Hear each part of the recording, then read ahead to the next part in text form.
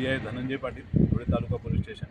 धुळे तालुका police स्टेशनच्या टीमने परवा एक वोल्वो गाडीच्या बाबतीत खबर होती की ज्याच्यातून प्रतिबंधित असा गुटखा हा माल मुक्त पद्धतीने पुणे येथे जाणार आहे.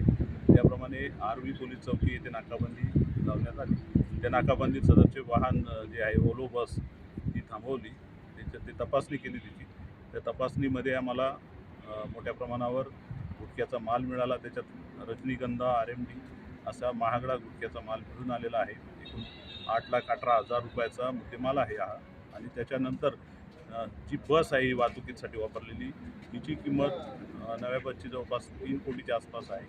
आणि अशा पद्धतीने ही बस आणि मुद्देमाल ताब्यात घेतलेला आहे. याच्यामध्ये सुरुवातीला 3 वाढण्याची शक्यता आहे.